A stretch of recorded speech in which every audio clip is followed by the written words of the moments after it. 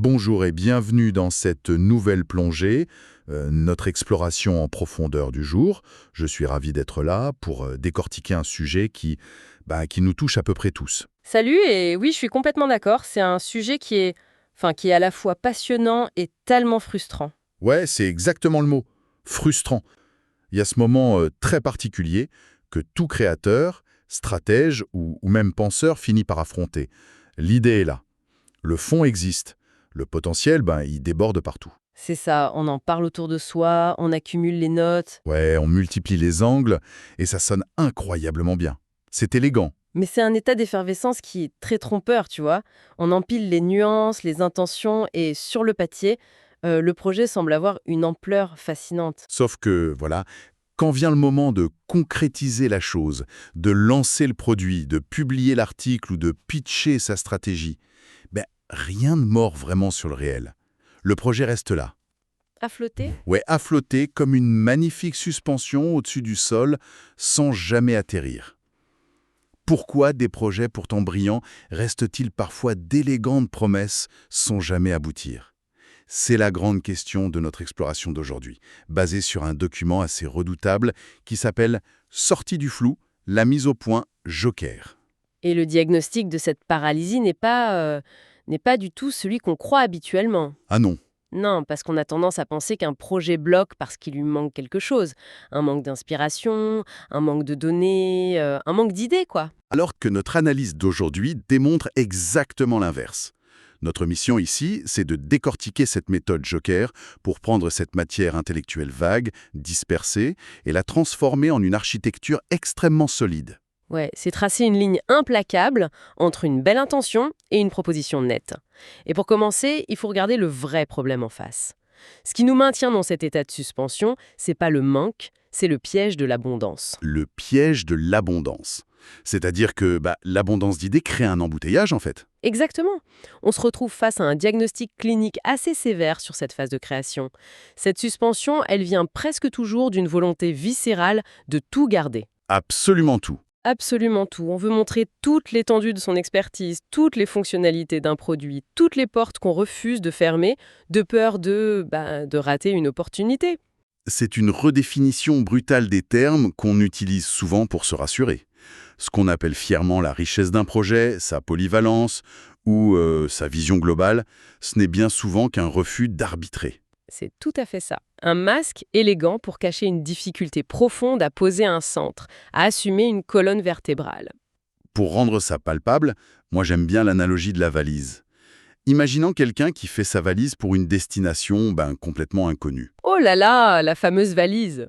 Ouais, et la personne décide d'y mettre l'intégralité de sa garde-robe. On y fourre un manteau de ski au cas où il neigerait, un smoking pour une éventuelle soirée de gala, du matériel d'escalade. Un maillot de bain. La valise est le summum de la polyvalence. Mais le seul problème, c'est qu'elle pèse 100 kilos. Elle est impossible à soulever. C'est ça. On reste bloqué dans le couloir de son appartement et on ne part nulle part. Et la conséquence directe de cette valise trop lourde, c'est l'illisibilité. À force de vouloir rester vaste, de multiplier les options pour prouver sa profondeur, la proposition devient floue. Le réel n'est pas du tout, mais alors pas du tout, sensible aux belles intentions. Ni au potentiel caché. Voilà. Le réel aime ce qui se tient, ce qui est immédiatement saisissable. Mais attends, je me fais l'avocat du diable une seconde. Prenons l'exemple d'une jeune entreprise qui se lance, ou d'un indépendant qui cherche des clients. Dans un monde économique aussi complexe et incertain aujourd'hui, garder toutes ses portes ouvertes, montrer qu'on est capable de s'adapter à n'importe quelle demande, c'est pas la stratégie la plus prudente. C'est une illusion de sécurité en fait. Ah ouais? Ouais. Si on garde littéralement toutes les portes d'un bâtiment ouvertes, on s'assure surtout que personne ne sait par laquelle entrer. Ah, c'est une bonne image. Ni même quelle est la fonction du bâtiment, tu vois. Est-ce que c'est une boulangerie, Un cabinet d'architecte, une gare? le réel préfère ce qu'il sait, où ça va. Si une posture stratégique demande 10 minutes de circonvolution pour être comprise, c'est pas de la complexité utile. C'est de la dilution. Exactement. On croit préserver sa force en ses talents, mais on dissipe toute son énergie. On multiplie les formulations sans jamais imprimer. Et c'est précisément face à cette valise de 100 kilos, quand on ne bouge plus, qu'intervienne la fameuse mise au point Joker. Comment est-ce qu'on s'en sert concrètement pour débloquer la situation? Alors son rôle, c'est d'enlever les filtres de complaisance. Son but n'est pas de flatter l'ego ou d'applaudir le potentiel infini de l'idée initiale. Donc on oublie la petite tape dans le dos. Ah oui, complètement. Il ne s'agit pas non plus de saupoudrer un beau discours marketing sur une matière chaotique. La mise au point, elle entre en scène pour chercher le noyau dur. Au milieu de toute cette densité, quel est l'axe? Qu'est-ce qui est central et qu'est-ce qui ne fait que brouiller l'écoute? Et il y a une distinction capitale à faire ici, je trouve. Chercher le noyau, ça veut dire simplifier bêtement ou niveler par le bas. Il s'agit de hiérarchiser. Et pour faire émerger ce noyau, le document propose une séquence de questions stratégiques pour déplacer l'angle d'approche. Des questions qui enlèvent les échappatoires, quoi. C'est ça, des questions qui enlèvent les échappatoires. Parce qu'on est tous des experts pour construire des récits confortables autour de nos propres indécisions. Les questions de cette mise au point obligent à quitter ce récit passif, du type «Oh, qu'est-ce que je pourrais bien ajouter d'autre ?» Pour passer à des interrogations vraiment chirurgicales.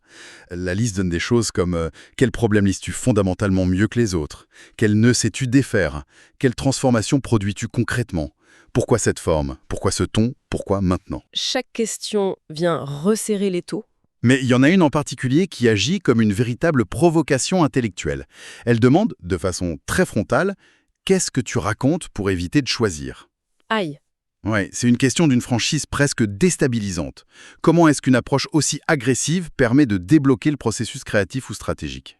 Elle vient toucher un point psychologique majeur. Ce qu'on raconte pour éviter de choisir, c'est généralement la partie de notre discours qui est la plus ronflante, la plus séduisante en apparence. Mais qui est fondamentalement creuse. Voilà.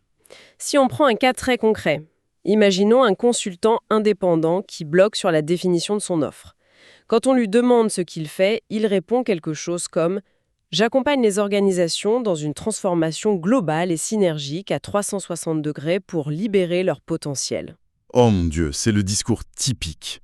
Ça sonne super bien, ça n'exclut absolument personne, mais ça ne veut strictement rien dire de tangible, quoi. C'est ça, cette phrase, c'est un bouclier. En posant la question brutale « Qu'est-ce que tu racontes ?» pour éviter de choisir, on force cette personne à abandonner le bouclier.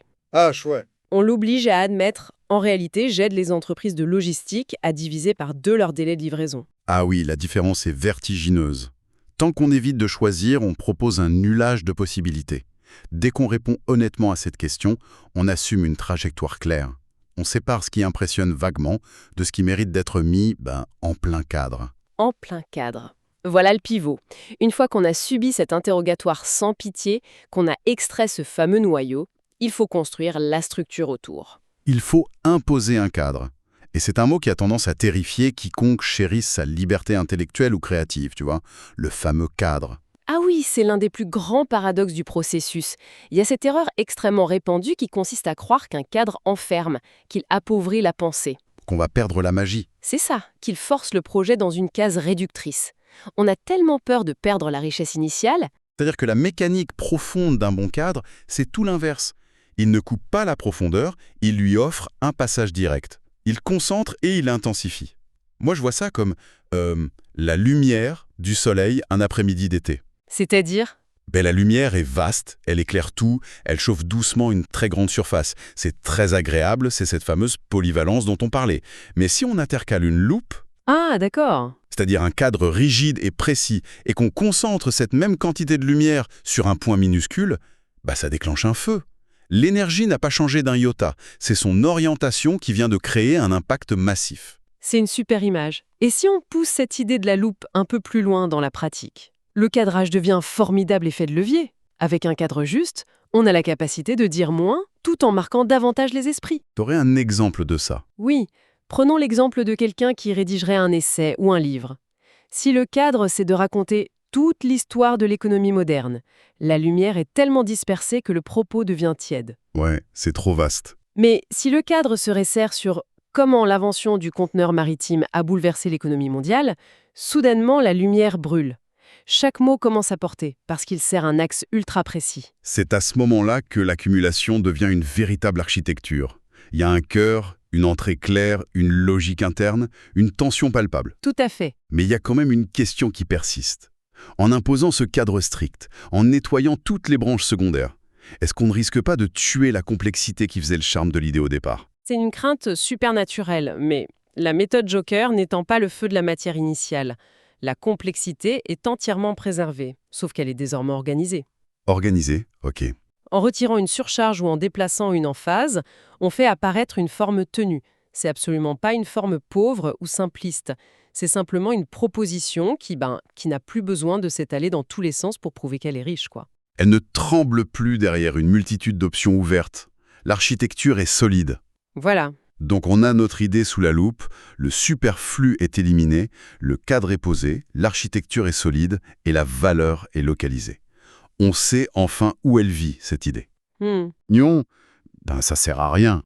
Ce qui nous amène au point de bascule de notre exploration et à l'étape finale de cette séquence. Le passage à l'action par la notion de « oser tenter ».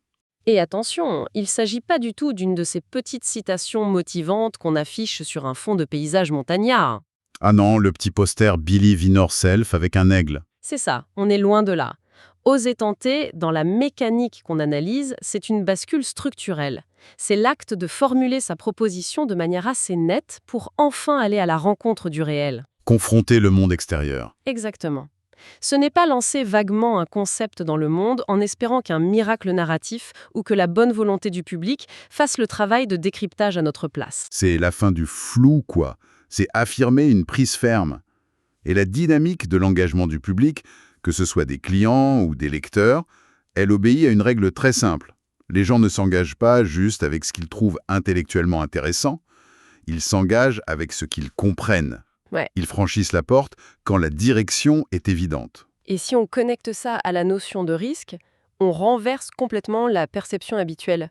Généralement, on pense que le grand risque, c'est de choisir un axe précis et de se tromper de cible. De taper à côté. Ouais. Mais le risque le plus pernicieux, celui qui enterre les projets en silence, c'est de choisir de rester dans la zone intermédiaire. Ah, cette fameuse zone intermédiaire. Cet espace un peu cotonneux où le projet est assez bon pour intriguer vaguement, mais pas assez net pour entraîner qui que ce soit. C'est ça. C'est prometteur, mais l'énergie est trop répartie pour créer le moindre mouvement. Mais du coup, pourquoi est-ce qu'on s'enferme si souvent dans cette zone intermédiaire ?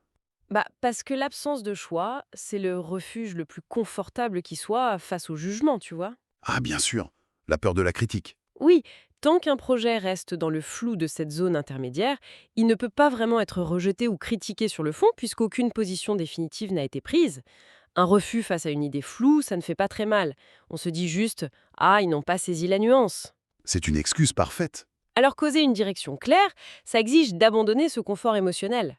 Oser une direction expose davantage l'idée parce que cela révèle sa véritable nature. Un non face à une proposition parfaitement cadrée, c'est un vrai non. Ça demande donc un courage réel. D'où ce verbe, oser. Oser perdre un peu de confort intellectuel pour gagner un véritable impact. Et le bénéfice de cette bascule, il est gigantesque. Une orientation franche redistribue toute l'énergie du projet. Tout à fait. Ce qui était confondu s'aligne instantanément. Ce qui était simplement séduisant sur un tableau blanc, ça devient une force solide dans le monde physique. En fermant délibérément une multitude de petites portes secondaires, on rend l'entrée principale du projet absolument irrésistible, quoi. Irrésistible, j'adore. La posture qui n'était qu'inspirante en théorie devient soudainement crédible, lisible et opérante. Le projet passe de l'intention au mouvement. Un mouvement qui connaît son point de départ, qui assume ce qu'il vise et surtout qui est en paix avec tout ce qu'il a décidé de refuser. C'est une trajectoire fascinante.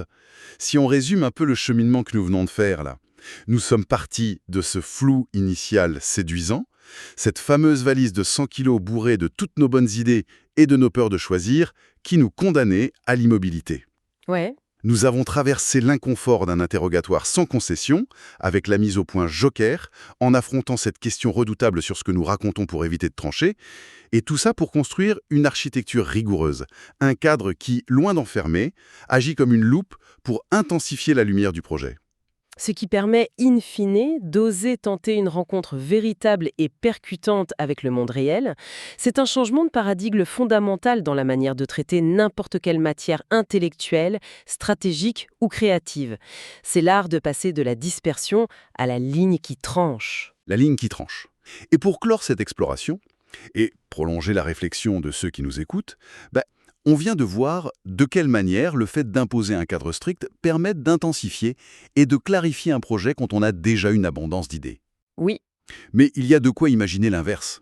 Si on s'imposait délibérément un cadre extrême, presque absurdement restrictif, avant même de commencer à chercher la moindre idée, comment cela transformerait-il la nature même de ce que l'on considère comme une bonne idée dès le départ?